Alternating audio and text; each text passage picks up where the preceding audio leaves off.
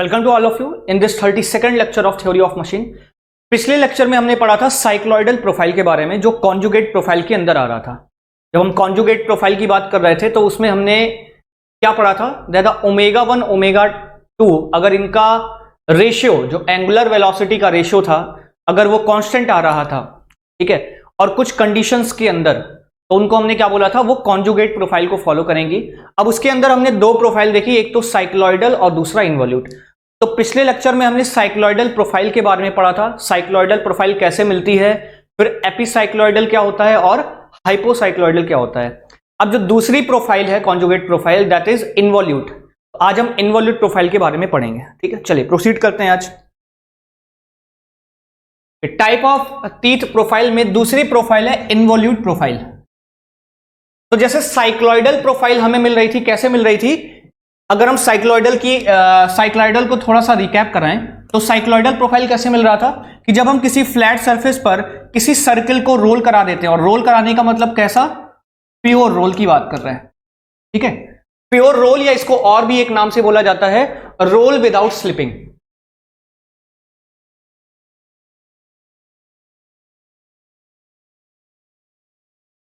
Pure rolling का दूसरा नाम क्या होता है, रोलिंग विदाउट स्लिपिंग या रोल विदाउट स्लिपिंग।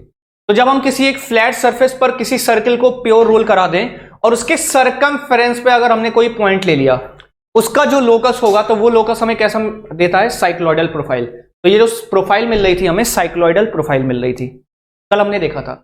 आज हम देखने वाले हैं इन्वॉल्यूट। तो अब इन्वॉल्यूट प्रोफाइल कैसे मिलेगी, पहले हम ये देखते हैं। तो देखिए इन्वॉल्यूट प्रोफाइल कैसे मिलेगी, पढ़ते हैं। इन्वॉल्यूट इज अ कर्व, क्या है, कर्व ही होगा, एक प्रोफाइल ही होगी, कर्व जेनरेटेड बाई। ये पूछा जाता है एग्जाम में कि इन्वॉल्यूट प्रोफाइल कैसे बनती है। Involute is a curve generated by, कैसे जनरेट होता है, generated by the end point of a card string which is unbounded over a fixed circle. समझा, कुछ आया दिमाग में घुसा, ये क्या है, क्या कह रहा है, इसको समझिए। देखिए आपने देखा होगा घर में जो सुई धागा वाला रील होती है, रील, सुई धागा वाला रील, ठीक है, आप उसको इमेजिन करो। इसको समझाने के लिए मुझे आपको उसका एग्जांपल देना पड़ेगा, समझिए। तो ये मानिए मेरे पास कोई रील का धागा है, ठीक है, और ये हो गई रील, ठीक है, इस तरीके से फ्रंट व्यू पे देख रहे हैं, होता तो इस असल में इस तरीके से है, इसके ऊपर पूरा धागा इस तरीके से लपेटा होता है, ठीक है, जो कपड़े सिलने वाले होते हैं। उसको अगर आप फ्रंट व्यू से देखोगे, इस साइड से देखोगे, तो आपको एक फ्रंट व्यू सर्कल दिखाई देगा, ठीक है। जैसे यही मान लीजिए रील है, अब इसके ऊपर क्या है, धागे पूरे लपेटे हुए हैं इस तरीके से, ठीक है, इसके ऊपर धागे लपेटे हुए हैं। इसको अगर आप साइड व्यू से देखोगे, मतलब इधर से देखो, सामने से, तो सामने से जब आप प्रोजेक्ट करोगे तो आपको क्या दिखाई देगा, एक सर्कल ही तो दिखाई देगा, ठीक है। अब इस सर्कल के ऊपर क्या है, इस तरीके से पूरे धागे लपेटे हुए हैं, इस सर्कल के ऊपर क्या है, पूरे धागे लपेटे हुए हैं, समझिएगा बात को, ठीक है। तो let imagine this is the reel, ठीक है, ये रील है जिसके ऊपर धागा लपेटा हुआ है। ये मैं आपको इन्वॉल्यूट समझा रहा हूं, कैसे समझेंगे इन्वॉल्यूट। तो इतना इमेजिन हो गया, ये रील है, इसके ऊपर पूरा धागा लपेटा हुआ है। अब इन्वॉल्यूट कैसे मिलेगी, इस पॉइंट को समझिएगा। इतना इमेजिन हो गया, अब इन्वॉल्यूट कैसे मिलेगा। हमने क्या किया, धागे को पकड़ा, मतलब जो रील है, रील को हमने इस तरीके से फिक्स कर लिया, ठीक है, रील को हमने यहां पर फिक्स कर लिया, और उसका एंड सिरा, मतलब जो धागा इसके ऊपर लपेटा हुआ है, उसका एक सिरा पकड़ा और उसको टाइट, मतलब बिल्कुल स्ट्रेट रखते हुए खींचते चले गए। जब आप उसको खींचोगे और इसको फिक्स रखते हुए, फिक्स रखने का मतलब है ये ना राइट में जाना चाहिए, ना रील आपकी लेफ्ट में जानी चाहिए, ना ही ऊपर जानी चाहिए, ना ही नीचे की तरफ, ठीक है, बस ये अपनी पोजीशन पे इस तरीके से घूम सकता है। तो जब आप धागे को टाइट रखते हुए खींचोगे, ध्यान रखिएगा कि जब आप धागे के एंड सिरे को खींच रहे हो, वो टाइट पोजीशन में, टॉट पोजीशन में होना चाहिए, TAUT, ठीक है, टाइट पोजीशन में होना चाहिए, कार्ड टाइट पोजीशन, या इसको कभी कभी हम TAUT लिखते हैं, TAUT, टॉट पोजीशन, ठीक है, टॉट कंडीशन। तो जब इस पोजीशन में आप उस धागे को खींचोगे तो जो धागे का एंड सिरा आपको एक कर्वेचर देगा, प्रोफाइल देगा, वही प्रोफाइल क्या होगी, उसी को हम बोलते हैं इन्वॉल्यूट प्रोफाइल। वापस से एक बार सुनिए, वापस से बोलता हूं, क्या बोला मैंने कि लेट्स इमेजिन मेरे पास यहां पर कोई ये रील हो गई, अब रील के ऊपर धागा लपेटा हुआ है, ठीक है। यहां पे जो एक सिरा है, एंड सिरा, रील को मैंने पकड़ा और एंड सिरे को मैं टॉट पोजीशन में खींचता चला गया यहां पर। तो टाइट पोजीशन में जब हम खींचते चले जाएंगे तो एंड सिरा कुछ इस तरीके से मूव करेगा, ठीक है। तो ये जो एंड सिरा, ये जो मेरा एंड पॉइंट है, इज द एंड पॉइंट, उसका लोकस, एंड पॉइंट का लोकस, बात समझ में आ रही है। एंड पॉइंट जिस तरीके से चलता चला जाएगा वही जो प्रोफाइल आएगी उसी को हम क्या बोलेंगे, उसी को बोलेंगे हम इन्वॉल्यूट प्रोफाइल। क्या समझ पा रहे हो आप मेरी बात को? क्लियर है? Involute is a curve generated bye, कैसे जनरेट होता है? By the end point of a card string, मतलब सुई धागा, उसका एंड सिरा पकड़ा और उसको टाइट रखते हुए खींचते चले जाइए, ऐसे टाइट रखते हुए खींचते चले जाइए, तो वो जो एंड सिरा जिस डायरेक्शन में मूव करेगा वही कर्व, वही प्रोफाइल हमें क्या देगा? Involute profile. क्लियर है? Involute is a curve generated by the end point of a card, card को स्ट्रिंग भी बोलते हैं, धागा, विच इज अनवाउंड, अनवाउंडेड का मतलब होता है खोलना, धागे को खोलना, वाउंड मतलब होता है लपेटना, अनवाउंड होता है जो लपेटा हुआ धागा है उसको खोलना। मतलब वही हुआ कि जब आप धागे को इस पर खोलते हुए चले जाओगे तो जो एंड सिरे का लोकस होगा, बिंदुपथ होगा, वही हमें क्या देगा? Involute profile. ठीक है, वापस से देखिए, involute is a curve generated bye, कब जनरेट होता है? By the end point of a card, जब हम एक स्ट्रिंग के एंड पॉइंट मतलब एक सिरे को पकड़ के खींचना चालू करते हैं, अनवाउंड करना चालू करते हैं। समझ गए? अनवाउंड का मतलब ओवर अ फिक्स्ड सर्किल, मतलब वही हुआ जो रील है उसको फिक्स कर दिया, मतलब वो मूव नहीं कर सकता, बस अपनी पोजीशन पे घूम सकता है, क्योंकि जब आप धागे को खोलोगे वो तो घूमेगा ही ना, तभी तो धागा खींचेगा। ठीक है, तो अनवाउंड करोगे जब आप एक फिक्स सर्किल पे, तो जो एंड सिरे का प्रोफाइल होगा वही हमें क्या दे देगा? वही हमें देगा इन्वॉल्यूट प्रोफाइल। क्या इतनी बात क्लियर है? क्लियर है तो हम आगे बढ़ते हैं। देखिए, ये है free end of a string, इसको हमने खींचना स्टार्ट किया इस तरीके से, तो ये जो प्रोफाइल मिल रही है यही प्रोफाइल हमें क्या देगी? इन्वॉल्यूट। और ये क्या है? Fixed end of a string. Clear है? क्या ये बात समझ में आ रही है? चलिए आगे। अब हम इन्वॉल्यूट के कुछ प्रॉपर्टीज देखेंगे, क्या क्या होता है। Involute is a curve generated by point on a tangent which rolls on a circle without slipping. अब देखिए, इन्वॉल्यूट को डिफाइन करने के लिए एक दूसरी डिफिनेशन भी आती है। इन्वॉल्यूट को हम किसी दूसरे तरीके से भी डिफाइन कर सकते हैं। वो क्या चीज है? देखिए, involute is a curve, involute is a curve generated by, involute is a curve generated by point on a tangent which rolls without slipping over a circle। कह रहा है इन्वॉल्यूट क्या है? कर्व है, कर्व है, आपने देखा कर्व है, कैसे जनरेट होता है? Generated by a point on a tangent which rolls on a circle without slipping. कह रहा है कि आप इसको एक और तरीके से, इन्वॉल्यूट को एक और तरीके से डिफाइन कर सकते हो। वो दूसरी डिफिनेशन क्या है? देखिए ध्यान से, वो दूसरी डिफिनेशन क्या है? वो दूसरी डिफिनेशन ये है कि कह रहा है कि आप तो सबसे पहले एक सर्किल ले लो, ठीक है, उस सर्किल पे हमने कोई पॉइंट ले लिया, उस सर्किल पे हमने कोई पॉइंट ले लिया, ठीक है। Involute is a curve generated by point, तो हमने एक पॉइंट ले लिया ऑन अ टेंजेंट। अब क्या करो, आप इस तरीके से एक लाइन खींचो which is tangent to this, which is tangent to this circle which rolls on a circle without slipping. मतलब क्या होना चाहिए? By point on a tangent, मतलब इस पर एक टेंजेंट खींच दो विच रोल्स विदाउट स्लिपिंग, इस तरीके से। क्या करे? वो जो पॉइंट है इस सर्किल पे रोल करे विदाउट स्लिपिंग, रोल करे विदाउट स्लिपिंग, मतलब इसके टेंजेंट पे आप कोई एक पॉइंट ले लो विच रोल्स विदाउट स्लिपिंग। बात समझ में आ रही है? Circle, clear point? हमने एक सर्किल लिया, उस पर एक टेंजेंट लिया, उस टेंजेंट पे अब एक पॉइंट को हमको रोल कराना है। और कैसे रोल कराना है कि वो स्लिप ना करे। सर्किल लिया, उस पर टेंजेंट, टेंजेंट पे एक पॉइंट, और पॉइंट को रोल कराना है। रोल का मतलब स्लिप ना करे। तो अब रोल कराने पे जो हमें प्रोफाइल मिलेगी वही क्या होगी? Involute profile.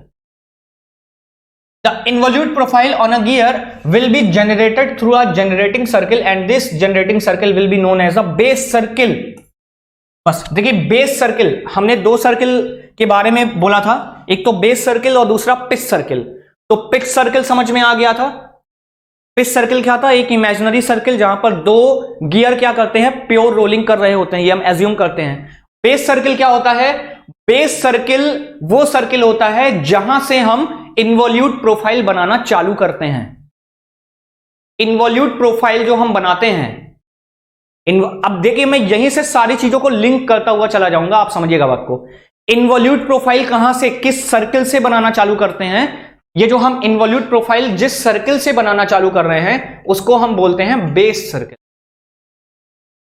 और बेस सर्किल ही क्या करता है? बेस सर्किल ही हमारा गियर के साइज को डिफाइन करता है। बेस सर्किल ही क्या करता है? It defines the size of gear. Gear के साइज को कौन डिसाइड करता है? वो करता है बेस सर्किल।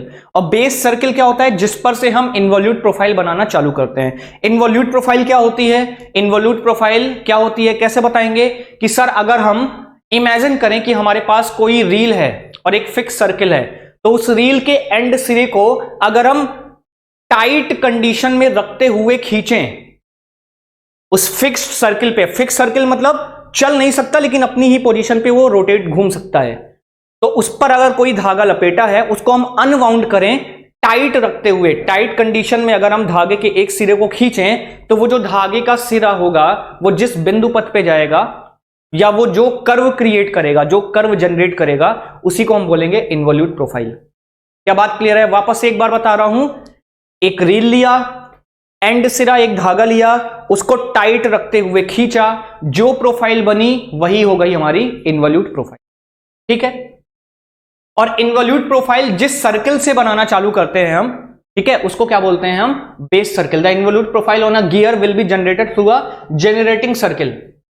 क्योंकि उस पर से हम क्या कर रहे हैं? इन्वॉल्यूट प्रोफाइल को हम बेस सर्किल से बनाना चालू कर रहे हैं ना, तो बेस सर्किल से बनाना, जनरेट करना चालू कर रहे हैं, इसलिए बेस सर्किल को हम जनरेटिंग सर्किल भी बोलते हैं। It is a fundamental property of a gear. ये हमारी फंडामेंटल प्रॉपर्टी होती है। Its radius will not change in any condition for a gear. मतलब एक बार अगर आपने गियर ले लिया तो उसका जो बेस सर्किल होगा वो कभी नहीं बदलेगा। अगर आपको बेस सर्किल बदलना है, अगर आपको किसी गियर का बेस सर्किल बदलना है तो आपको गियर को ही बदलना पड़ेगा। बात समझ पा रहे हैं? अगर आपको बेस सर्किल बदलना है तो बेस सर्किल बदलने के लिए आपको पूरा का पूरा गियर ही बदलना पड़ेगा। जबकि अगर आप बेस सर्किल लिए तो उस पर आप अडेंडम बदल सकते हो, डिडेंडम बदल सकते हो, पिच सर्किल बदल सकते हो, प्रेशर एंगल चेंज कर सकते हो। ठीक है ना? आप एक ही गियर के ऊपर ध्यान दीजिए मैं क्या चीज बोल रहा हूं। अब थोड़ा आगे बढ़ते हैं हम इससे। यहां पे हम क्या चीज बोल रहे हैं? ये मैंने कोई गियर लिया, ठीक है, इस पर मैं लेट से एक गियर का टूथ बनाता हूं।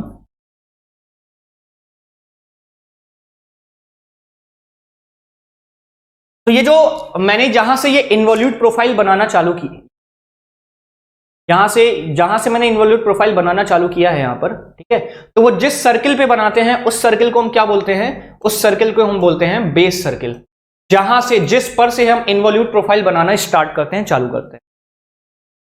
अब हम क्या बोल रहे हैं कि बेस सर्किल जो मैंने लिया एक बार, वो किसी एक गियर के लिए फिक्स्ड होगा। मतलब एक बार अगर आपने बेस सर्किल जो ले लिया गियर का, वो हमेशा वही रहेगा, बदलने वाला नहीं है। जबकि एक गियर के ऊपर आप अडेंडम बदल सकते हो, डिडेंडम बदल सकते हो, पिच सर्किल बदल सकते हो, फाई चेंज कर सकते हो, सेंटर डिस्टेंस बदल सकते हो, मतलब दो गियर के बीच की डिस्टेंस बदल सकते हो।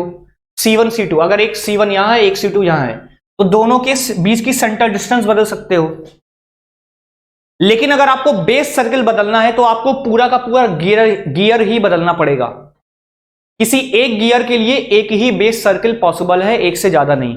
लेकिन एक गियर है तो उस पर आप अडेंडम को बार बार बदल भी सकते हो। भाई जाहिर सी बात है, ये जो ऊपर वाली हाइट है इसको आप चेंज कर दो, यहां से कर दो तो अडेंडम यहां से हो जाएगा। क्या आप मेरी बात को समझ पा रहे हो? बस आपको इतना याद रखना है कि बेस सर्किल किसी एक गियर के लिए फिक्स होता है, फंडामेंटल प्रॉपर्टी है। फंडामेंटल का मतलब अस्तित्व है उसका। जब तक गियर है, बेस सर्किल है, तब तक गियर का बेस सर्किल वही कहलाएगा, उसको आप चेंज नहीं कर पाओगे। अगर आप बेस सर्किल को बदलना चाहते हो तो आपको पूरा का पूरा गियर ही बदलना पड़ेगा। क्या ये बात समझ में आ रही है? वही लिखा हुआ है, it is a fundamental property. इसको आप स्टार मार्क करके या हाईलाइट कर लीजिएगा अपने में, ठीक है? कि जो बेस सर्किल होता है it is a fundamental property.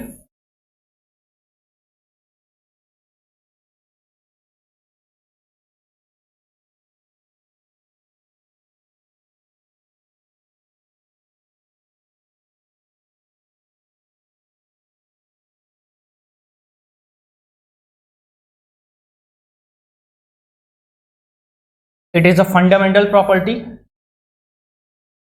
Its radius will not change. किसकी रेडियस की बात कर रहे हैं यहां पे? हम यहां पे किस सर्किल की बात कर रहे हैं? बेस सर्किल की बात कर रहे हैं ना। तो यहां पे जो ये रेडियस की बात कर रहा है, ये रेडियस, इस वाली रेडियस, तो ये बेस सर्किल रेडियस की बात कर रहा है। यहां पर जो रेडियस का बात हो रहा है, यहां पे हो रहा है base circle, base circle radius. Clear है? तो कह रहा है बेस सर्किल रेडियस तब तक नहीं बदलेगी जब तक आप गियर को नहीं बदलोगे, क्योंकि वो उसकी फंडामेंटल प्रॉपर्टी है, उसके अस्तित्व के साथ जुड़ी है। क्या ये बात क्लियर है इनवॉल्यूट प्रोफाइल में? ठीक है, छोटी छोटी बातें याद रखिएगा। चलिए हम आगे बढ़ते हैं, नेक्स्ट स्लाइड पे प्रोसीड करते हैं। अब देखिए इनवॉल्यूट प्रोफाइल,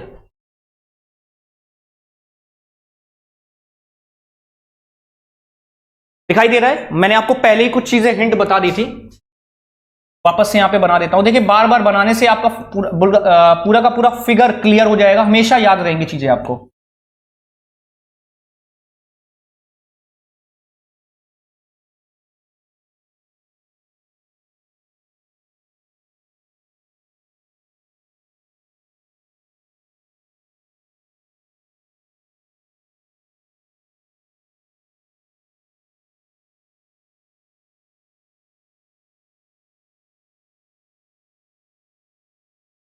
ये मैंने गियर का एक टूथ बना लिया, ठीक है?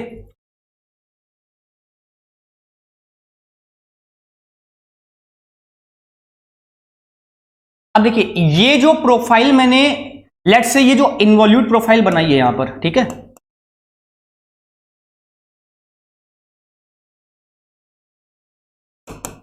ये मैंने जो इनवॉल्यूट प्रोफाइल बनाई यहां पर, तो ये इनवॉल्यूट प्रोफाइल जिस सर्किल से बनाना चालू करते हैं, जहां से स्टार्ट होता है, ये इनवॉल्यूट प्रोफाइल बनना जहां से स्टार्ट होता है उसको हम बोलते हैं बेस सर्किल। ये चीज ध्यान रखिएगा, क्योंकि अभी इंटरफेरेंस में मैं आपको नॉन इनवॉल्यूट प्रोफाइल भी बताऊंगा, ठीक है? तो इनवॉल्यूट प्रोफाइल जिस सर्किल से बनना स्टार्ट होता है उसको हम बोलते हैं बेस सर्किल, ठीक? चलिए यहां तक बात क्लियर है। अब इसको मैं हटा रहा हूं। अब आपको मैंने ये चीज बताई थी कि बेस सर्किल के थोड़ा सा ऊपर क्या होता है? Pitch circle, which is the imaginary circle, जहां से हमने सारी चीजों को डिफाइन किया था, अडेंडम, डिडेंडम, ये सारी, ठीक है? तो ये हमारा क्या हो जाएगा?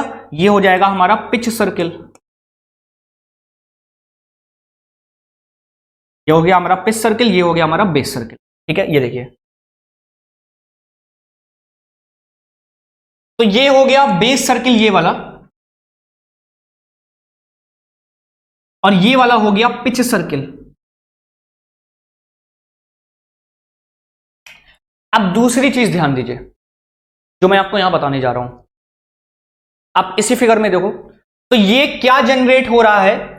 ये जनरेट हो रहा है यहां पर इनवॉल्यूट प्रोफाइल। ये क्या जनरेट हो रहा है इसको देखिए जरा।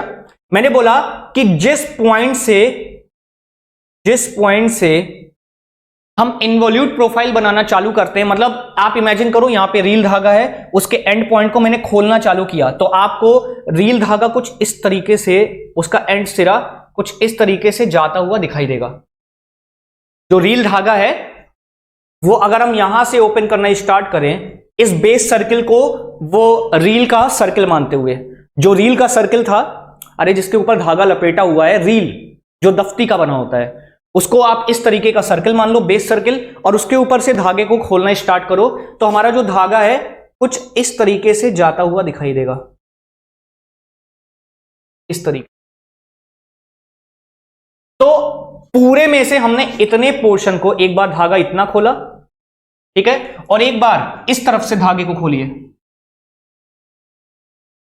ठीक है, और दोनों की हेल्प से इतना कट करके हमने क्या किया, अपना ये इन्वॉल्यूट प्रोफाइल बना लिया, ये अपना हमने टीथ बना लिया, जो टीथ की शेप है वो हमने बना ली। बात समझ पा रहे हैं? वापस से देखिए, एक बार धागे को हमने इस तरफ से खोला, एक बार धागे को हमने इस तरफ से खोला, और दोनों की हेल्प से ये हमने इन्वॉल्यूट टीथ प्रोफाइल बना ली। This is my involute teeth. क्या इतना पॉइंट क्लियर है? अब अगली चीज देखिएगा, अगली चीज देखिएगा, अगली चीज मैं क्या बताने जा रहा हूं। अब आप जरा ये देखो, ये चीज क्या है, ये इन्वॉल्यूट टीथ प्रोफाइल है मेरी, दिस प्रोफाइल, क्योंकि यहां से धागे के एंड सिरे को मैं खोलूंगा, अनवाउंड करूंगा, तो कुछ इस तरीके से जाएगा, ठीक है। और ये मैंने किस सर्किल से बनाना चालू किया है, आपको ध्यान रखना है, बेस सर्किल। तो this circle is my base circle, this circle is my base circle. क्या इतना पॉइंट क्लियर है? बेस सर्किल से हम बनाना चालू करते हैं, तो बेस सर्किल पे बन रहा है, और ये क्या है, ये मेरा इन्वॉल्यूट प्रोफाइल। पॉइंट ध्यान से सुनिएगा, इन्वॉल्यूट प्रोफाइल। नेक्स्ट पॉइंट जो आने जा रहा है उसको नोट करके याद कर लीजिएगा, लिखा भी है आगे, उसको आपको याद रखना है as a note point, direct question बनता है उस पर। अब आप जरा यहां पे ध्यान दो, इस बात पे जरा आप ध्यान दो। देखो, जो बेस सर्किल पे मैं टेंजेंट खींच रहा हूं, ये जो मेरा बेस सर्किल इस तरीके से जा रहा है, let me change the again colour, red. अगर मैं इस सर्किल को कंप्लीट करता तो ये सर्किल, कुछ बेस सर्किल इस तरीके से जा रहा होता, यहां पे जगह है नहीं, लेकिन बेस सर्किल अगर कंप्लीट होता तो कुछ इस तरीके से जा रहा होता नीचे, ठीक है। तो बेस सर्किल पे मैंने ये जो टेंजेंट खींचा है, ये वाली लाइन, जिसको मैं येलो कलर से हाईलाइट कर रहा हूं, ये मैंने जो टेंजेंट खींचा, ये टेंजेंट क्या है, बेस सर्किल पे टेंजेंट है ये लाइन, ये वाली जो लाइन बीडी है, क्या ये बेस सर्किल पे टेंजेंट नहीं जा रही है? और ये जो बेस सर्किल पे टेंजेंट है, जो बेस सर्किल पे टेंजेंट है, वो इन्वॉल्यूट प्रोफाइल के परपेंडिकुलर होती है। ध्यान रखिएगा, वो इन्वॉल्यूट प्रोफाइल के परपेंडिकुलर होती है। This is 90 degree. किसी भी पॉइंट पर आप बेस सर्किल से, मेरे बात को ध्यान से सुनिए, नोट पॉइंट है ये और बहुत इंपॉर्टेंट है, कि बेस सर्किल के किसी भी पॉइंट से आप टेंजेंट खींचो तो वो ऑलवेज क्या होगा, दैट टेंजेंट, वो स्पर्श रेखा इन्वॉल्यूट प्रोफाइल के लंबवत होगी। मतलब अगर हम यहां से एक लाइन खींचते टेंजेंट इस तरीके से, यहां से, तो ये जो प्रोफाइल यहां पे जा रही है और ये जो लाइन ऐसे जा रही है, इन दोनों के बीच कितना एंगल बनता, 90 डिग्री। अगर हम यहां पे टेंजेंट खींचते, इस वाले पॉइंट पे टेंजेंट, बेस सर्किल के इस वाले पॉइंट पे अगर हम टेंजेंट खींचते तो ये टेंजेंट कुछ ऐसे जा रहा होता, तो यहां पे जो इन्वॉल्यूट प्रोफाइल आगे की तरफ जा रहा है और ये लाइन जो टेंजेंट जा रही है, इनके बीच कितना एंगल बनता? क्या आप मेरी बात को समझ पा रहे हैं? क्या बोला मैंने, कि बेस सर्किल के किसी भी पॉइंट पर अगर हम टेंजेंट खींचें तो that tangent will be perpendicular और नॉर्मल टू द, किसके नॉर्मल होगी, इन्वॉल्यूट प्रोफाइल के। या इसको ऐसा भी तो बोल सकते हैं, that any perpendicular line to the involute profile. मतलब अगर ये कोई इन्वॉल्यूट प्रोफाइल जा रही है, ये कोई, मैंने बोल दिया कि आपको, मैंने बोल दिया कि दिस इज इन्वॉल्यूट प्रोफाइल, मैंने आपको बता दिया कि दिस इज व्हाट, ये क्या है, ये है इन्वॉल्यूट प्रोफाइल। मैंने आपको बता दिया कि ये इन्वॉल्यूट प्रोफाइल है। तो इस इन्वॉल्यूट प्रोफाइल के अगर आप किसी भी पॉइंट पे कोई लंबवत रेखा खींच दो, लेट्स से यहां से, मैंने बोला कि ये इन्वॉल्यूट प्रोफाइल पे 90 डिग्री का एंगल बना रहा है और ये इन्वॉल्यूट प्रोफाइल है। तो ये पक्की बात है, ये पक्का, ये फिक्स है कि this line will be tangent to base circle. This line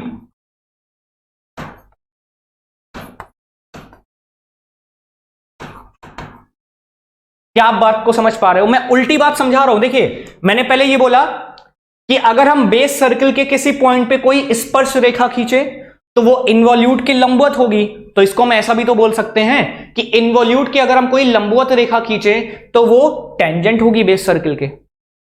point clear है? ये इसकी फंडामेंटल प्रॉपर्टी है, मैं कुछ अलग से नहीं बता रहा हूं। ये बेस सर्किल की जो खासियत है, आप इसको ऐसा समझ लो, जो प्रॉपर्टी है वो मैं बता रहा हूं कि जब भी इन्वॉल्यूट पे आप कोई लंबवत रेखा खींचोगे तो वो बेस सर्किल के टेंजेंट होगी, या इसको ऐसा भी बोल सकते हैं कि बेस सर्किल के स्पर्श रेखा टेंजेंट इन्वॉल्यूट प्रोफाइल के लंबवत होगी। आपको इन्वॉल्यूट प्रोफाइल मैंने बनाना बता भी दिया, ठीक है। एक बार क्या करिए, लेट से हमारे पास यहां पे अगेन एक बार देख लीजिए, इसको नोट कर लीजिएगा।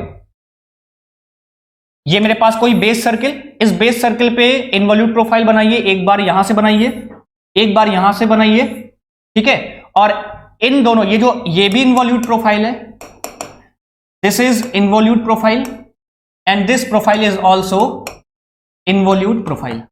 तो इन दोनों इन्वॉल्यूट प्रोफाइल की हेल्प से हम क्या कर लेते हैं, हम बना लेते हैं ये इतना पोर्शन लिया, फिर यहां पे इतना पोर्शन लिया, और इन दोनों की हेल्प से हमने बना लिया क्या, अपना तीत। तो तीत हमारा इन्वॉल्यूट भी हो सकता है और साइक्लॉइडल भी हो सकता है। क्या इतनी बात क्लियर है? मैं आगे प्रोसीड करता हूं, चलिए आगे बढ़ते हैं नेक्स्ट स्लाइड पे।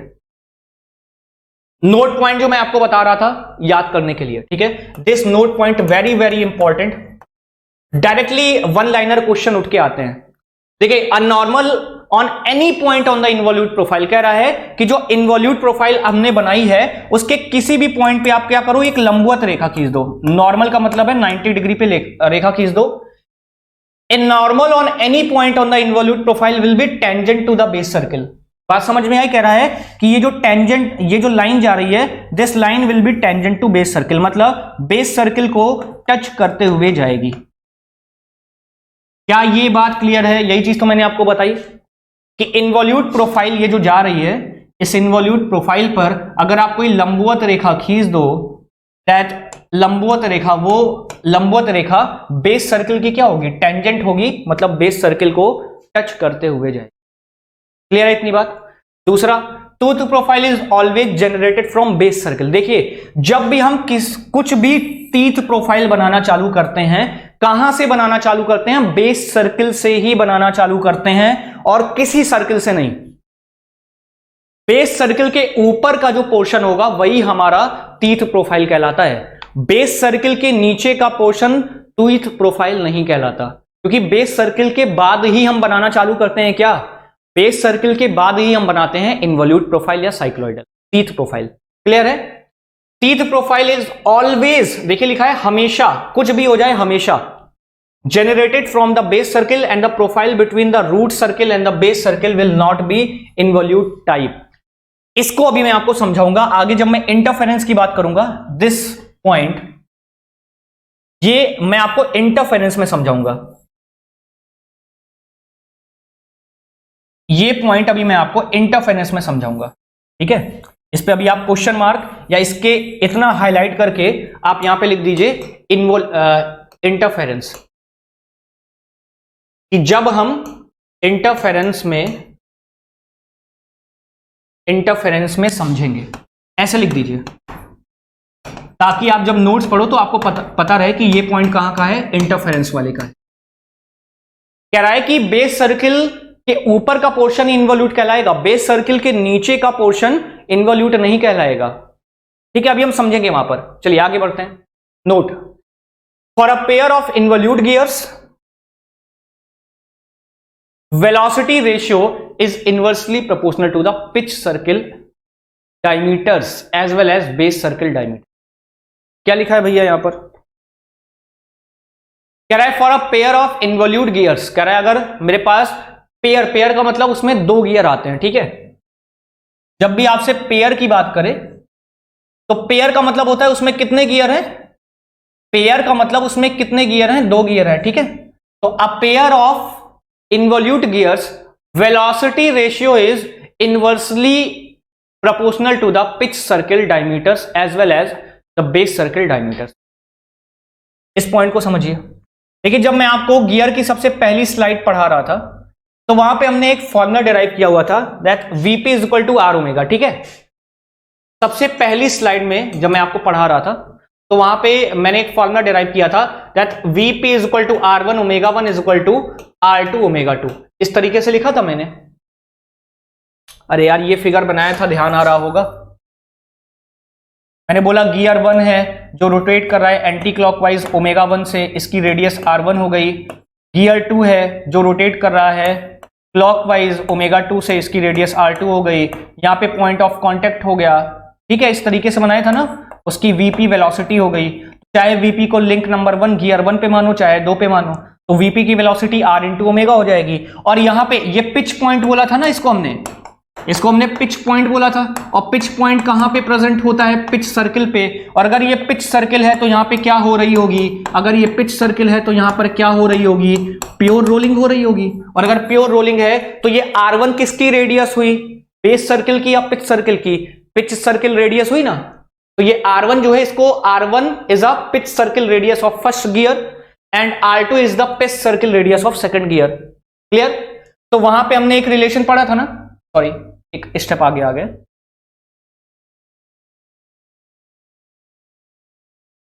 चलिए, तो मैं उस रिलेशन को लिख रहा हूं सिर्फ। देखिए, वहां पे हमने ये पढ़ा था ना, R1 ओमेगा वन बराबर R2 ओमेगा टू। ये R क्या है? ये R है pitch circle radius.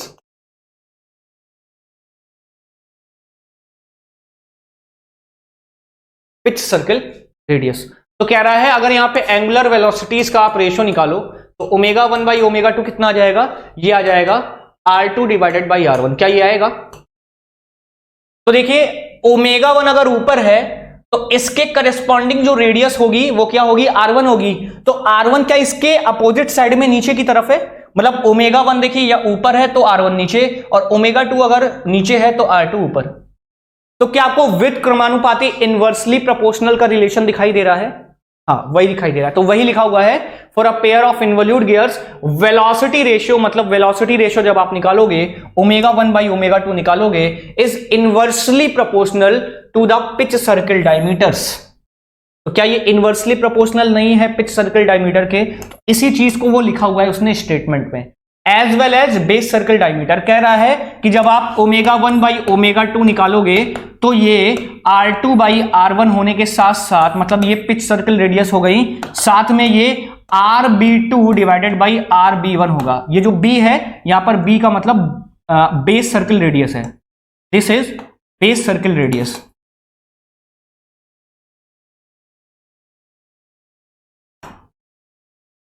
Base circle radius, ठीक है।